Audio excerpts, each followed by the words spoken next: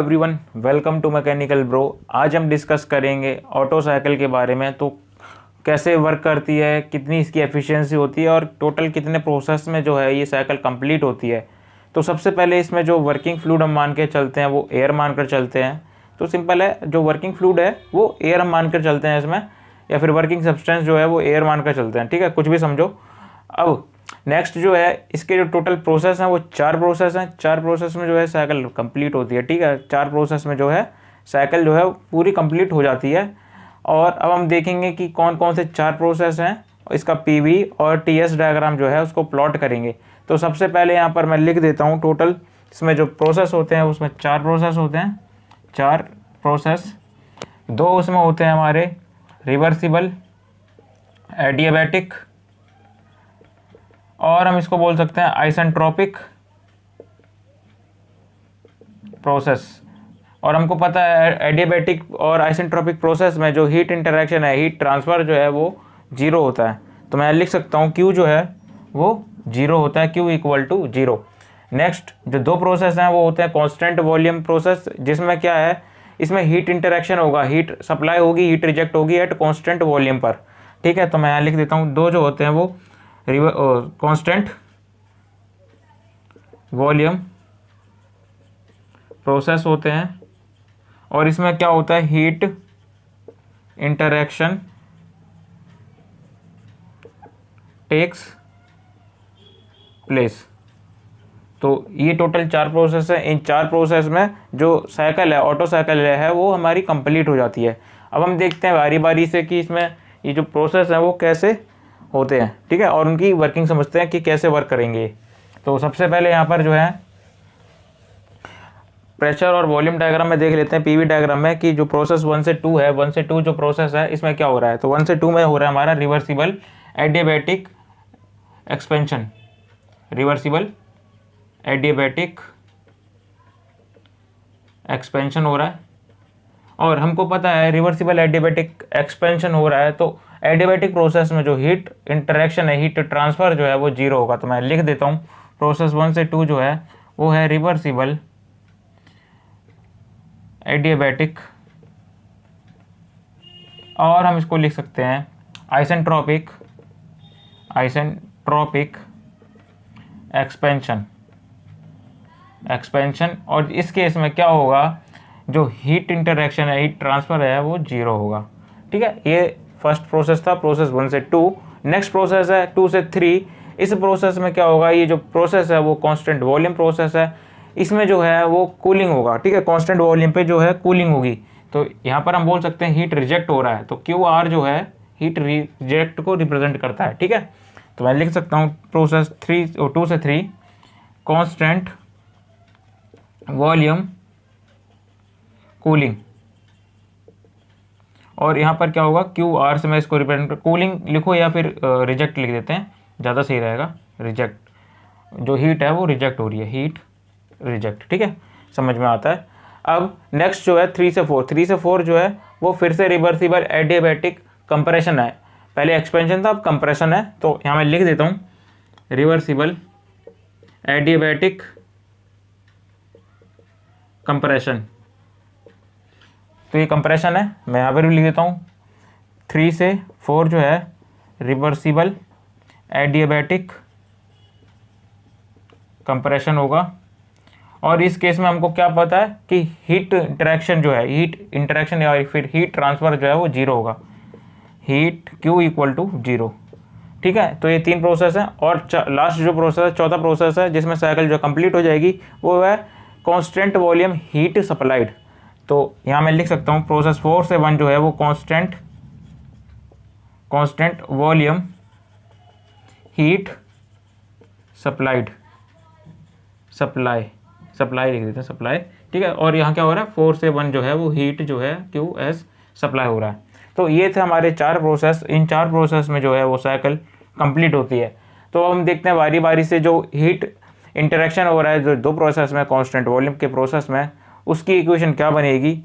ठीक है, तो यहाँ मैं लिख देता हूँ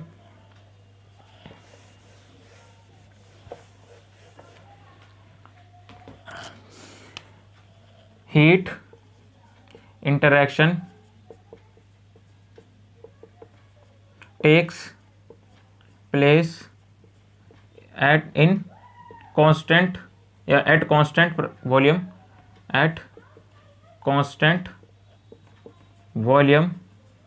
तो कांस्टेंट वॉल्यूम पे जो हीट इंटरेक्शन हो रहा है तो उसकी इक्वेशन बनेगी Q equal to M C V del T. तो ये जो इक्वेशन बनेगी एट कांस्टेंट वॉल्यूम के लिए बनेगी, ठीक है। अब हम देखते हैं कि हीट सप्लाई हो रही है और जो हीट रिजेक्ट हो रही है उसकी इक्वेशन क्या बनेगी। तो जो हीट सप्लाई है QS उसकी बनेगी Q एम सी वी, और जो टेम्परेचर डिफरेंस है, सॉरी हमने टेम्परेचर एंट्रोपी डायग्राम डिस्कस नहीं किया, अब हम इसको देख लेते हैं थोड़ा एक बार। तो प्रोसेस 1 से 2 हमको पता था क्या था, रिवर्सिबल एडियाबैटिक एक्सपेंशन। इस केस में जो है वो हीट इंटरेक्शन नहीं होगा, Q जो है वो 0 रहेगा, और बोल सकते हैं एंट्रोपी जो है वो कांस्टेंट रहेगी। पिछली वीडियो में मैंने बताया था आपको, जब मैंने ब्रेटन साइकिल बताई थी, जो एंट्रोपी होती है वो किसके प्रोपोर्शनल होती है, डायरेक्टली प्रोपोर्शनल होती है हीट के। तो Q S del S equal to del Q, ये मैंने बताया था पिछली वीडियो में, ब्रेटन साइकिल की वीडियो में। अगर हीट में चेंज आता है तो एंट्रोपी में भी चेंज आएगा, अगर एंट्रोपी में चेंज आता है तो हीट में भी आएगा, क्योंकि डायरेक्टली प्रोपोर्शनल है, ठीक है। तो सिंपल सी चीज़ है, समझने की बात है, बहुत ही सिंपल चीज़ है, ठीक है। अब हम देखते हैं जो प्रोसेस 1 से 2 था उसमें क्या था, रिवर्सिबल एडियाबैटिक एक्सपेंशन, कोई भी जो हीट इंटरेक्शन था वो नहीं हो रहा था। नेक्स्ट जो प्रोसेस था प्रोसेस 2 से 3 जो प्रोसेस था, इसमें क्या हो रहा था, हीट जो है वो रिजेक्ट हो रही थी, और इसको हम बोल सकते थे यहाँ पे जो वॉल्यूम था वो कांस्टेंट था, ठीक है। और जो थर्ड प्रोसेस है 3 से 4, ये भी क्या था हमारा, रिवर्सिबल एडियाबैटिक कंप्रेशन था, इसमें भी हीट इंटरेक्शन नहीं हो रहा था। और जो लास्ट प्रोसेस है 4 से 1, इसमें क्या हो रहा था, हीट जो है वो सप्लाई हो रही थी QS। तो ये भी हम बोल सकते हैं 4 से 1 जो है वो वॉल्यूम जो है इसमें कांस्टेंट है। तो अब ये भी क्लियर हो गया, टेम्परेचर एंट्रोपी डायग्राम भी।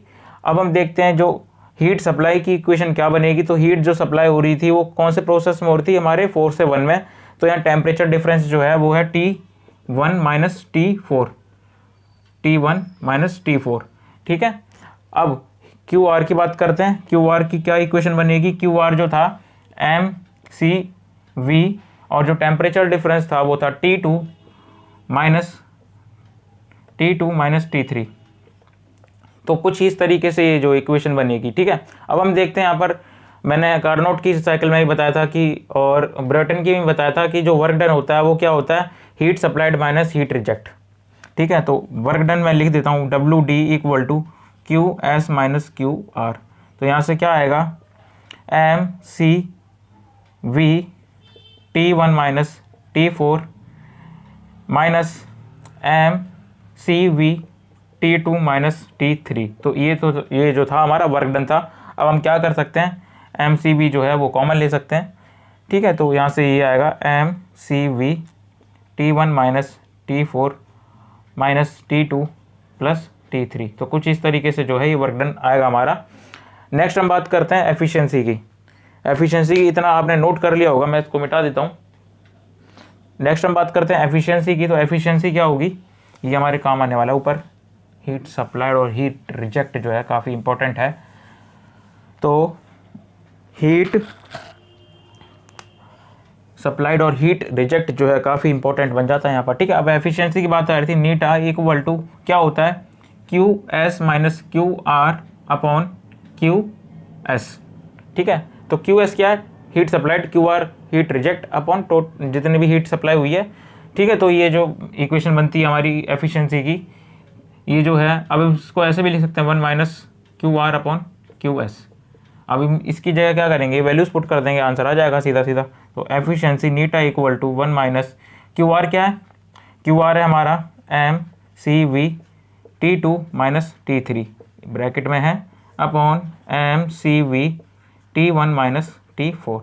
तो mCV से mCV कट जाएगा और क्या बचेगा, eta equal to 1 minus T2 minus T3 upon T1 minus T4। तो कुछ ये एफिशिएंसी बचेगी हमारी, इंपॉर्टेंट है, आगे भी सॉल्व करेंगे इसे हम। आगे सॉल्व करने से पहले आप थोड़ा अगर कुछ देखना चाहते हैं तो आप देख लीजिए, वीडियो रिवर्स करके देख सकते हैं, तो वो भी देख लीजिए, क्योंकि आगे जो है आने वाला है वो इम्पोर्टेंट है काफ़ी। तो हम देखते हैं एफिशिएंसी को और कैसे सॉल्व कर सकते हैं। तो अभी तो मैं यहीं सॉल्व कर देता हूँ कुछ, और यहाँ पर हो सकता है इक्वल टू में इसको अगर ऊपर T3 से और T3 से डिवाइड और मल्टीप्लाई कर दूँ ऊपर, और नीचे T4 से मल्टीप्लाई और डिवाइड कर दूँ तो ये इक्वेशन ऐसे बनेगी कुछ 1 minus T3 T2 by T3 minus 1 upon T4 T1 by T4 minus 1। तो कुछ इस तरीके से इक्वेशन बनेगी अगर मैं ऊपर जो है T3 से मल्टीप्लाई और डिवाइड कर दूं और नीचे जो है वो T4 से मल्टीप्लाई और डिवाइड कर दूं तो ये इक्वेशन जो है वो बनकर आएगी। अब हम देख तो हमको पता है कि एक रिलेशनशिप किस किस का, T का, टेम्परेचर का, प्रेशर का, वॉल्यूम का और स्पेसिफिक हीट रेशियो गामा का, ठीक है। तो इनका हमको रिलेशनशिप पता है। एडियाबैटिक प्रोसेस से क्या होता है, T1 by T2 equal to P1 by P2 raise to power gamma minus 1 upon gamma equal to V2 by V1 raise to power gamma minus 1। तो ये जो रिलेशनशिप है ये हमको पता है, ठीक है। अब हम यहाँ से क्या लिख सकते हैं, हम लिख सकते हैं प्रोसेस 1 से जो 2 हो रहा है उसमें क्या लिख सकते हैं, T1 by T2 sorry T2 by T1 जो है वो किसके बराबर है, V1 by V2 raise to power gamma minus 1, ठीक है। ये कहाँ से आया, प्रोसेस 1 से 2 में जो है यहाँ से निकल के आया। और ऐसे ही अगर हम बात करें प्रोसेस 3 से 4 में, प्रोसेस 3 से 4 में तो यहाँ से मैं लिख सकता हूँ T3 by T4 equal to V4 by V3 raise to power gamma minus 1, ठीक है। तो ये जो है रिलेशन हमको सिंपल सा पता है। अब यहाँ पर V2 बाई V1 जो है, V2 बाई V1 जो है वो है हमारा एक्सपेंशन रेशियो और हम इसको बोलते हैं R। एक्सपेंशन रेशियो है, एक्सपेंशन रेशियो और रेशियो यहाँ पर जो है V3 बाई V4 जो है, V3 बाई V4 जो है ये है कंप्रेशन रेशियो, कंप्रेशन रेशियो। तो मैं यहाँ से लिख सकता हूँ क्या कि T2 बाई T1 जो है वो किसके बराबर है, 1 by R raise to power gamma minus 1। और यहाँ से मैं लिख सकता हूँ T3 बाई T4 जो है वो किसके बराबर है, 1 by R raise to power gamma minus 1।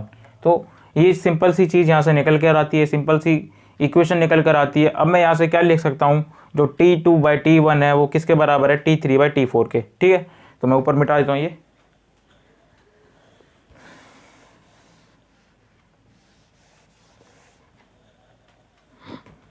तो यहाँ से मैं लिख सकता हूँ जो T2 बाई T1 जो है वो किसके बराबर है, T3 बाई T4 के बराबर है और ये सारा किसके बराबर है, 1 by R raise to power gamma के बराबर है। तो ये सिंपल सी यहाँ से कंक्लूजन निकल कर आती है।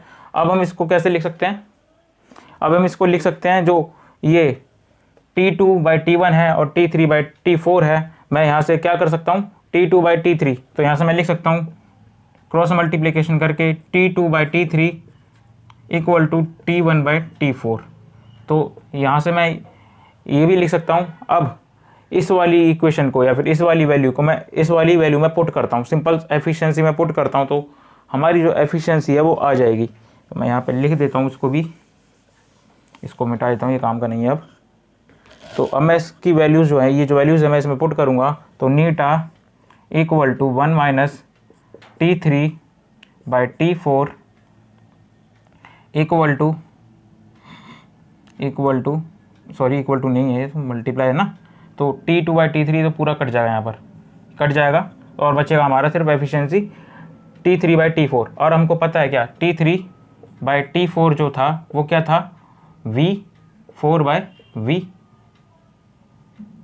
V3 था raise to power gamma minus 1।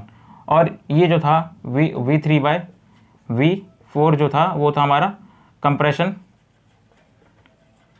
Ratio था equal to R compression ratio था। तो मैं यहाँ से लिख सकता हूँ eta equal to 1 minus 1 by R raise to power gamma minus 1। और इसको हम ऐसे भी लिख सकते हैं eta equal to 1 minus 1 upon R raise to power gamma minus 1। तो यहाँ से ये जो है एफिशिएंसी निकल कर आती है। तो हम किसको कैसे भी सॉल्व कर सकते हैं, अगर हमको टेम्परेचर डिफरेंस दे रखे हों वहाँ से भी कर सकते हैं, और हमको अगर स्पेसिफिक जो है एक रेशियो दे रखा हो, किस का, कंप्रेशन रेशियो दे रखा हो, एक्सपेंशन रेशियो दे रखा हो, तो उससे भी कर सकते हैं, कोई बड़ी बात नहीं है, सिंपल है, काफ़ी डायरेक्ट न्यूमेरिकल आते हैं इससे। थैंक यू ये वीडियो देखने के लिए। और वीडियोस के लिए आप मैकेनिकल ब्रो को सब्सक्राइब कर सकते हैं। अगर कोई मिस्टेक है, अगर कोई भी डाउट है तो आप कमेंट करके ज़रूर पूछें। Thank you.